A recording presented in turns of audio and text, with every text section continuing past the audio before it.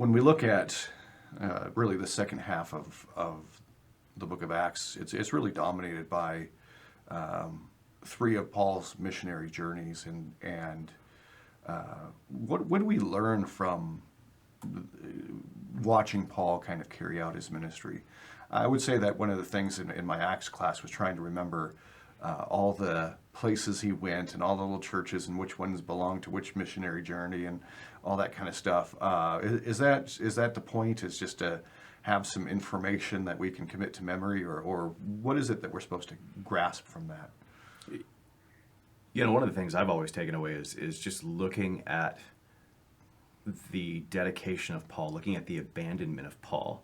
It's so kind of easy to get caught up in the culture and the time that you live in, where you get a good job, and then you get that 401k working for you, and you push towards age 65, and it has this nice pattern of what's a proper safety net for your life and stuff like this. And Paul just kind of throws all that to the wind and just says, I can be homeless and naked, so to speak, and moving on and going from city to city, and God's going to take care of me. I'm his soldier. I'm in his army.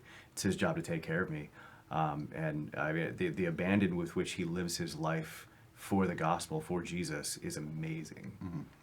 Mm-hmm. You see, obviously, a picture of something similar to what Jesus himself was doing, and you see kind of a context of what it looks like to emulate Jesus. But as Paul goes forward, and there's a lot of Gentiles that are brought into the church, there's some pressures that start to take place within the church. And so what are some of those pressures, and how are they resolved?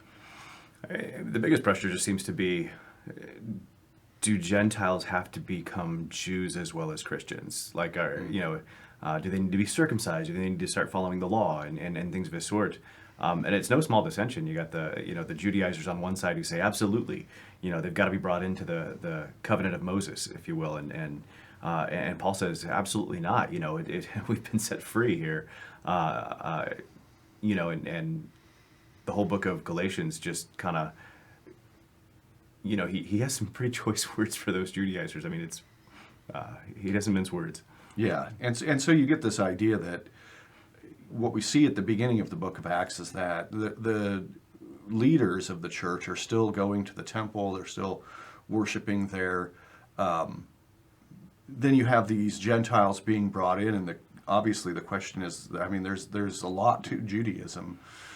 There's all kinds of ceremonial laws. There's making a pilgrimage to the temple. There's all kinds of things that could be required of them.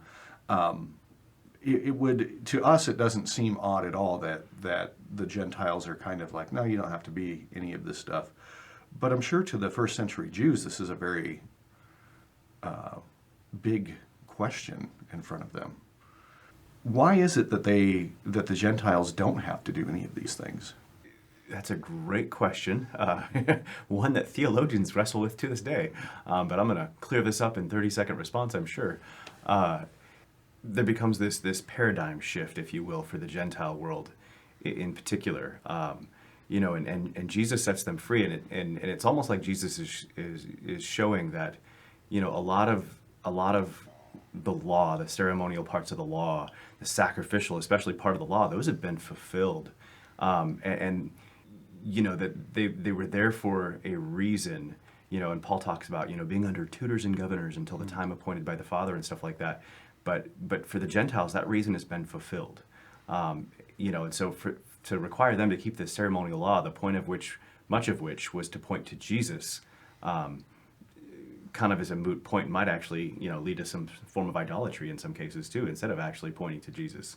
Yeah, there's been a movement in the last maybe 10 or 15 years to kind of bring a lot of that stuff back into Christianity. It's not a huge movement, but it exists, and so if we are to encounter people who are encouraging to do that, how should we respond to that?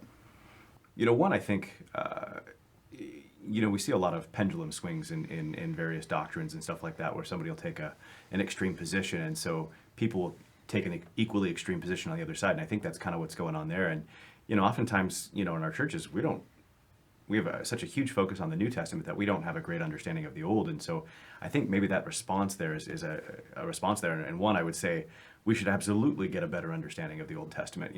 It's really hard to properly understand the New without having a great understanding of the Old, into which it was written. But too, again, I guess, we might take a look at the book of Galatians and just talk about the freedom for which Christ has set us free. Paul thought this was just the hugest of issues. And it kind of, to the point of being a salvation issue in Paul's mind, are you trusting in the finished work of Jesus, or are you trusting in something that you're doing in the ceremonial law? I find that there's a lot of people who, I think, enter into that type of Christianity where they're trying to kind of become Jewish as well as Christian, because there's maybe some missing meaning in their life. And how do you get that meaning in your life without going back to Judaism? I find that people, they get up, they're married, they have a job, they have kids. Their days seem to be full of tasks that in their minds don't relate back to their faith. And so they want things to do that. The whole idea of having a kind of a ceremony is the idea of needing to embody in some way a belief. And so the Old Testament Jewish customs kind of provide a way of embodying that belief. So how does a Christian who doesn't want to go back to the Jewish system bring that meaning into their life? I think one thing we could talk about is just the focus on the relationship. And at the heart of Christianity, it's supposed to really be about that relationship, and everything in your life is supposed to flow out of that. Paul says, whatever you do, do unto the Lord. And sometimes that gets lost. Sometimes we can look at, Christianity as kind of modern Judaism, where there's just a list of rules I got to keep, and we'll celebrate these holidays and things of this sort, and forget that, the veil was torn, and the relationship with God that's restored is supposed to have the preeminence, and all meaning flows from that.